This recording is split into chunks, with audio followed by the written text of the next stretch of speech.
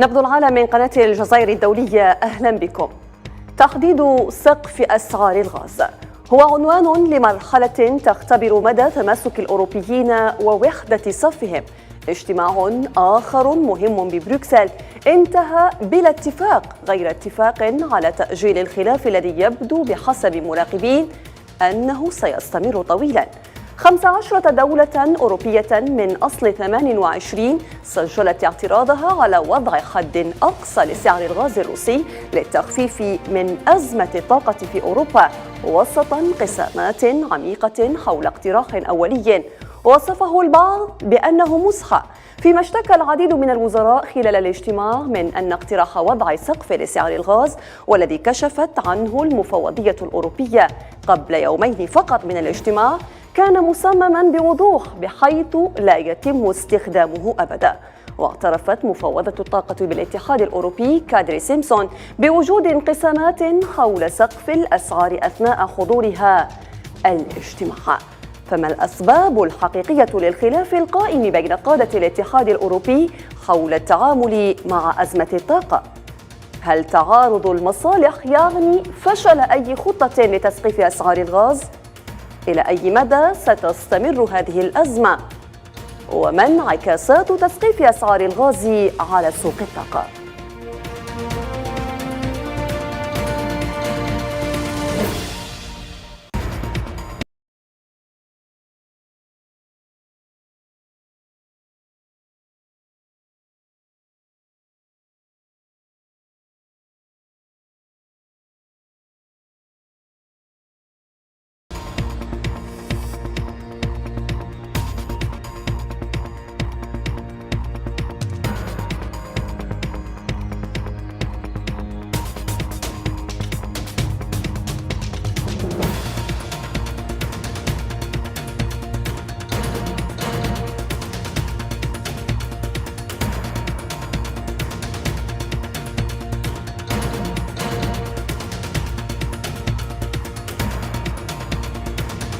لا تزال أزمة الطاقة تشغل بال القادة الأوروبيين منذ بدء الأزمة الأوكرانية، فالبحث عن بدائل للنفط والغاز الروسيين يستمر، والنقاشات بشأن تحديد سقف لسعر الغاز الروسي لم تتوقف. ويبرز تباين كبير وواضح في مواقف هؤلاء القادة بشأن هذا الملف، ما يفرض صعوبات في طريق مواجهة هذه الأزمة في وقت لا تزال فيه دول أوروبية عدة تتكل على مصادر الطاقة الروسية لتأمين حاجيتها. وعن الموضوع ينضم إلينا من لندن عبر خدمة سكايب الدكتور نهاد إسماعيل الخبير في شؤون الطاقة، ونرحب من لندن أيضا بالخبير النفطي الدكتور ممدوح سلامة. أهلا بكما ضيفي. وقبل البدء في النقاش نتابع هذا التقرير ولنا عودة. تحسبهم جميعا وقلوبهم شتى، أو هكذا تبدو دول الاتحاد الأوروبي عندما يتعلق الأمر بالطاقة. يجتمعون، يتباحثون، ثم يختلفون، وفي الأخير يفشلون. حال التكتل الأوروبي اليوم حلقة جديدة من سلسلة الإخفاقات. وزراء الطاقة يفشلون مجددا في صياغة قرار تسقيف أسعار الغاز الروسي. إن السقف على سعر الغاز الوارد في الوثيقة لا يرضي أي بلد حالياً. إنها مهزلة بالنسبة إلينا بعد هذا العدد الكبير من المحادثات والمقترحات للوصول إلى مثل هذا السقف المطروح. وكانت خطة تسقيف الأسعار المقترحة أثارت جدلا وفاقمت من الانقسام داخل الاتحاد الأوروبي. العديد من الدول الأعضاء اشتكت من خطة قالت إنه مستحيل الاستفادة منها ولا تخدم مصالح 15 دولة على الأقل.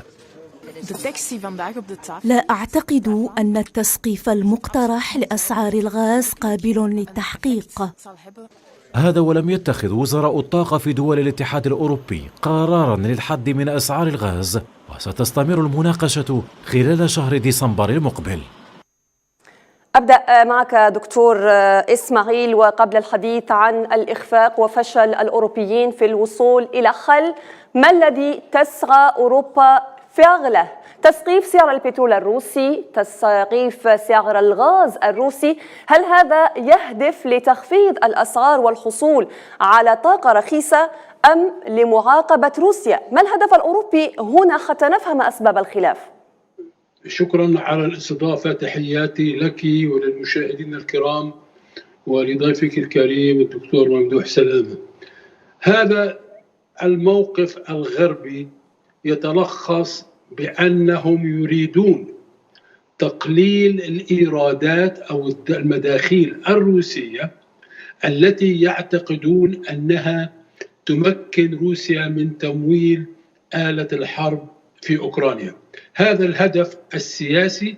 الهدف الاقتصادي، معظم الدول الأوروبية طبعا تريد أن تقلص فاتورة الطاقة، تريد أن تدفع أقل، لكن التطبيق سيكون صعب، وهناك تعقيدات كثيرة تتعلق بالسعر، تتعلق بالتطبيق، تتعلق بالتنفيذ، وهذه ربما نناقشها خلال البرنامج.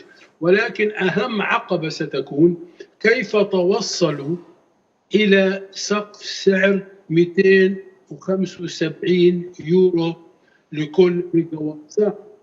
نعرف أن معدل أسعار الغاز في معدل الخمس سنوات التي سبقت الحرب كانت تتراوح بين 25 إلى ربما 35 يورو لكل ميجاوات ساعة. في عام 2021 كان المعدل حوالي 45-46 يورو لكل ميجاوات ساعة. السعر الآن في هذه اللحظة بين 120 و 125 يورو لكل ميجاوات ساعة، وأقصى السعر وصله الغاز في أوروبا في سوق المرجعية TTF وهو مرفق نقل الملكية في هولندا، كان 345 إلى 350، الآن 124. فما هو المبرر لفرض سقف مرتفع جدا 275 يورو لكل ميجاوات ساعة؟ والاحتجاجات ليس فقط على السعر، هناك أيضا بعض الشروط التي تجعل من الصعب تنفيذ هذا السقف. طيب، وسنتحدث عن الأسباب الدكتور إسماعيل مع الدكتور ممدوح سلامة. إذن أهلا بك مجددا. لماذا تثير فكرة تحديد سقف الأسعار للغاز الروسي خلافات شديدة بين الأوروبيين؟ أولا، فرض سقف على الأسعار مخالف لعمل حرية العمل في سوق الغاز العالمي وتدخل في الأسعار. هم يتهمون منظمة أوبك بلس على سبيل المثال، وإن كنا نتكلم عن الغاز، لكن هم يتهمون منظمة أوبك بلس بالتلاعب في الأسعار وبإمدادات النفط في سوق النفط العالمي، لكنهم لا يتورعون عن تقديم مقترحات لفرض سقف على أسعار الغاز وأسعار النفط. هذه ناحية. الناحية الثانية أن هناك خلافات كبيرة بين الدول الأعضاء في الاتحاد الأوروبي بسبب اختلاف اعتماد هذه الدول من دولة إلى أخرى على إمدادات الغاز الروسي أو إمدادات الغاز بشكل عام. طبعا هذه من الأسباب الأخرى. ثالثا، أي فرض أو على سقف أسعار الغاز ستؤدي إلى اقتسامات داخل السوق داخل الاتحاد الأوروبي، إضافة إلى انخفاض الكميات المتداولة في سوق الغاز العالمي، إضافة إلى هرب الكميات الموجودة في LNG في سوق الغاز العالمي إلى آسيا، مما يفرض على الاتحاد الأوروبي أن تدفع أسعارا عالية إذا وجدت حاجتها من الغاز حاليا. طيب دكتور إسماعيل، في ظل المعطيات اليوم حول عدم توافق أو اتفاق الأوروبيين حول سعر موحد للغاز، إذن لا تفاهم ولا تجاوب في هذا الملف، والسؤال المطروح: لماذا يصر الأوروبيون على الاجتماع كل شهر ومناقشة هذا الموضوع والإصرار عليه إن كان تحقيقه صعب والخلافات كبيرة ونتائجه غير مضمونة أيضاً؟ دعنا نتذكر أن القرار بفرض سقف على أسعار الغاز الطبيعي أخذ ب2 أيلول 2 سبتمبر الماضي من قبل مجموعة السبعة، ومر أكثر من 2.5 شهر ولم يدرسوا التفاصيل بدقة ولا التبعيات والعواقب بدقة. لذلك نرى أن هناك اختلافات. الموقف الفرنسي يقول أن هذه الصيغة مصممة بطريقة بحيث تجعل التطبيق أمر غير سهل وسيعقد الصورة. مدريد ووارسو بولندا قالوا أن هذه مهزلة. بعض الدول لها أسباب أخرى، لكن بشكل عام تطبيق هذا السقف سيكون صعب. أعطيك السبب، أحد الأسباب. هناك اشتراط أن يكون سعر الغاز 275 يورو لأسبوعين متتاليين. معنى ذلك أنه إذا بدأنا بتطبيقه باعتبارا من 1 فبراير إشباط تطبيق هذه نظرية السقف والعقوبات الإضافية على روسيا، لنفترض بعد 5 أو 6 أيام انخفضت الأسعار دون 275 أو ارتفعت أكثر، ماذا سيفعلون؟ هل سيؤجلوا تطبيق الآلية أم ماذا؟ هل هناك أسئلة أخرى؟ هل سينطبق على الغاز المستورد من دول مثل الجزائر، قطر، كازاخستان، وكذلك المزود الأكبر الولايات المتحدة؟ هل تقبل هذه الدول أن يتم فرض سقف على أسعار الغاز؟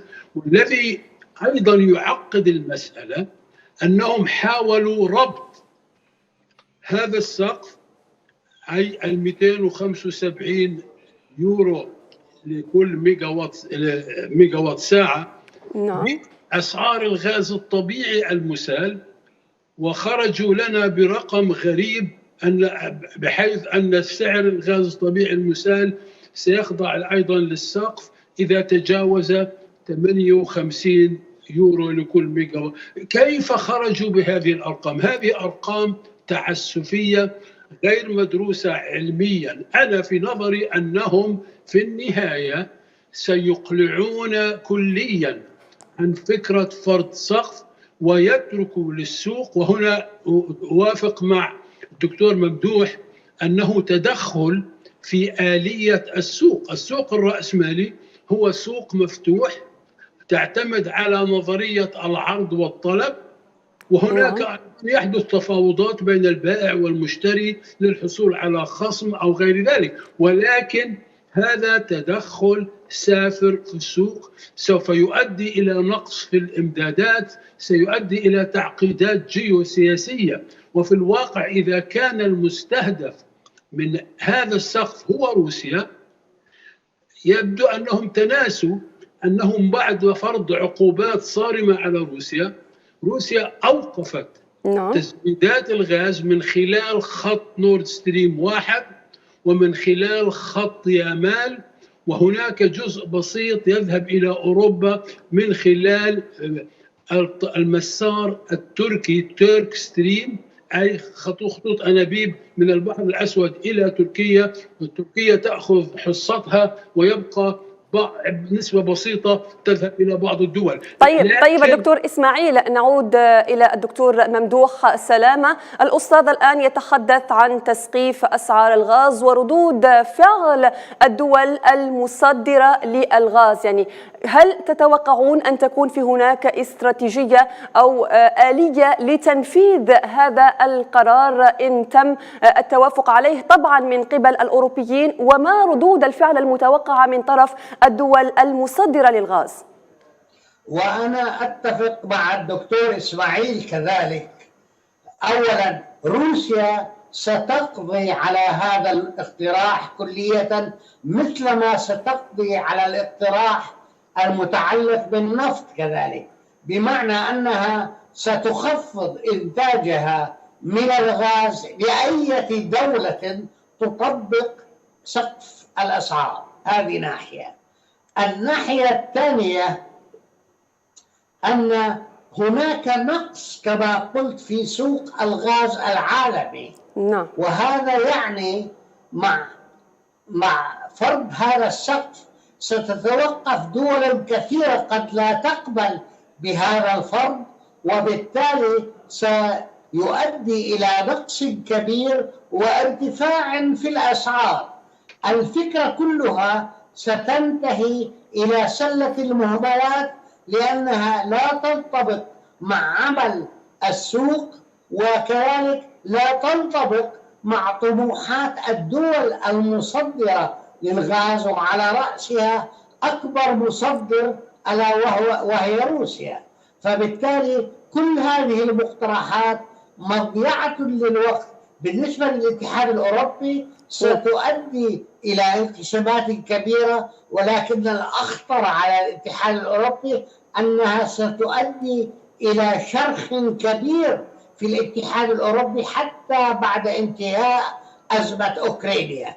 إذن أستطيع أن أقول أن الاتحاد الأوروبي يتصرف بعدم عقلانية، وأنه يحاول أن يتحدث ويتقدم بمثل هذه المقترحات لإثبات أنه له دور في السياسة الدولية وفي سياسة الأسعار، ولكنه يبقى تابعا وليس قائدا. طيب، لكن قبل أن تسعى أوروبا إلى فكرة التسقيف الدكتور ممدوح سلامة، كان هناك رغبة في بداية التفاوض إن كان من ناحية الاتصالات بين موسكو وواشنطن، وحتى حديث الرئيس الفرنسي إيمانويل ماكرون بتجديد الاتصال مع موسكو، لكن الأمور تعقدت اليوم. ما الذي حدث؟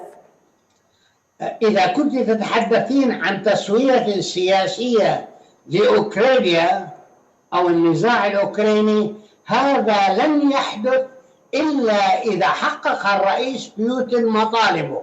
ومطلب الرئيس بوتين سهل، وهو أن أوكرانيا يجب أن تكون دولة محايدة يحق لها الانضمام إلى الاتحاد الأوروبي إذا شاءت، ولكن لن يسمح لها بالانضمام لحلف الأطلسي، لأن هذا سيجلب حزب الأطلسي وصواريخه النووية وصواريخ الولايات المتحدة مباشرة إلى حدود روسيا.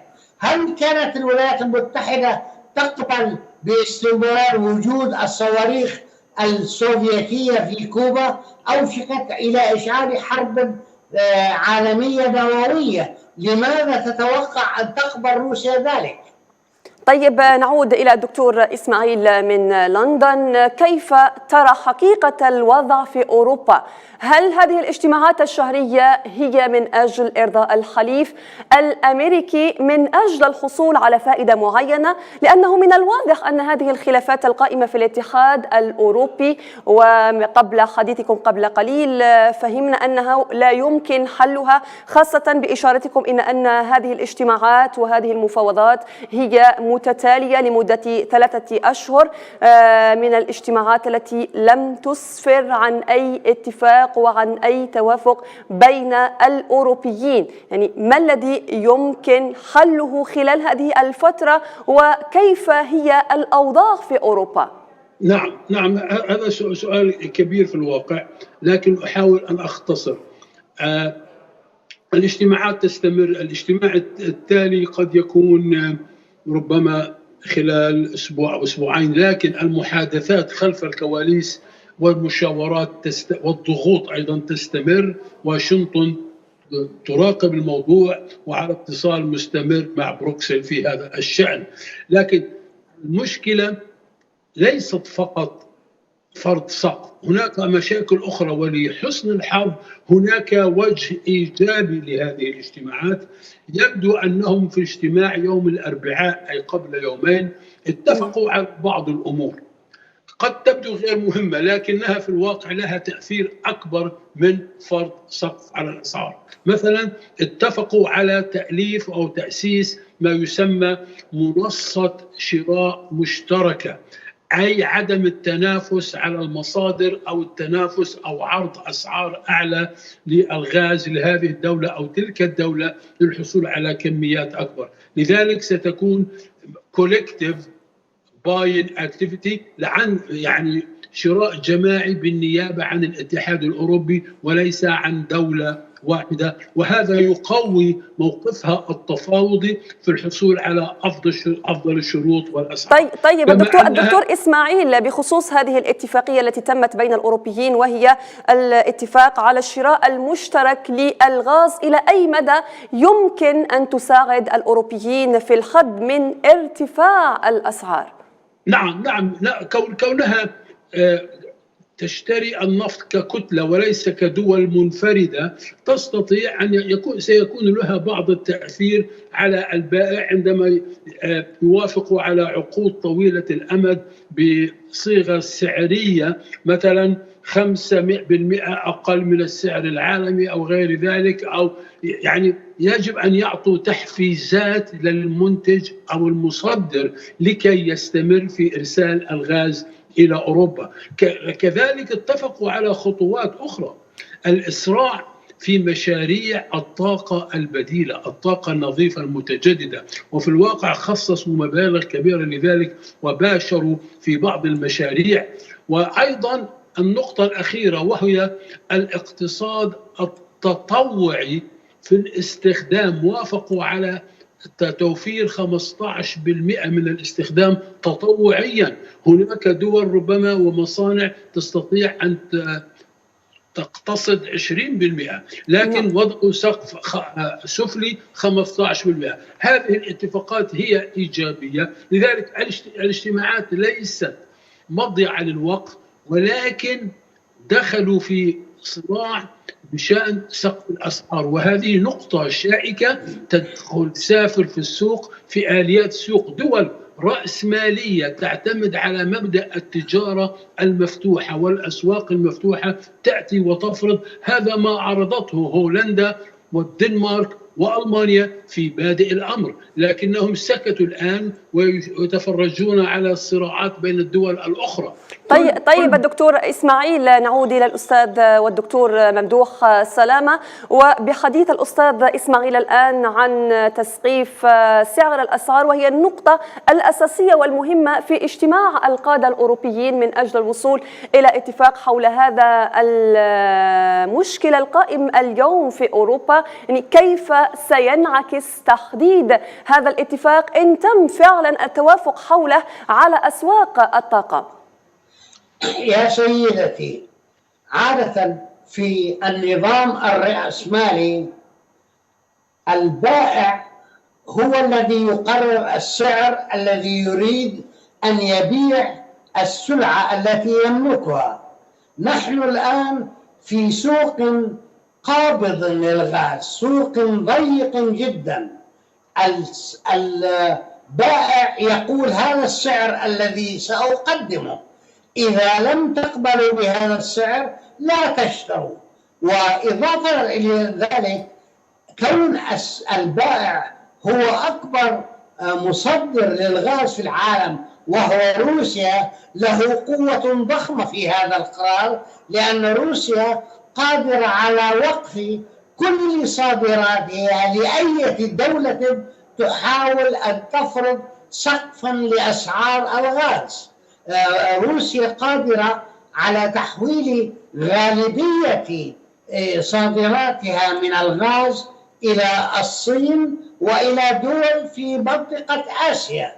فبالتالي لدى روسيا القوة لكسر هذا الاقتراح ولفرض أسعار أعلى في سوق الغاز العالمي على الاتحاد الأوروبي وأي مشتري للغاز في المستقبل. طبعا الدكتور إسماعيل أشار إلى نقطة مهمة جدا، وهو أنه عندما تتكاتف دول الاتحاد الأوروبي لشراء الغاز سيكون لها بعض القدرة للحصول على سعر أفضل من أن تشتري كل دولة على حدة. ولكن يبقى السؤال في سوق ضيق للغاز في العالم الآن، سواء الغاز السائل أو الغاز الذي ينقل عبر الأنابيب، هناك كميات محدودة في هذا السوق، والدول المصدرة قد تقرر تأجيل صادراتها أو وقفها إلى أن تحصل على التي تريدها والتي تتوافق مع مستوى الأسعار في سوق الغاز العالمي. طيب دكتور إسماعيل، إذا المعطيات على الواقع اليوم كثيرة والخلاف لا يزال قائم بين الدول الأوروبية، والاجتماعات توالت ل3 أشهر على التوالي، وفي كل مرة الأوروبيون يعولون على أن الاجتماع القادم سيكون هو النقطة الفاصلة في هذا الملف وعن هذا الاتفاق. هل تتوقع أن يكون اجتماع ديسمبر هو فعلا النقطة المفصلية في هذا الملف؟ لا أتوقع أنها ستحل المشكلة وسيتوصل إلى توافق.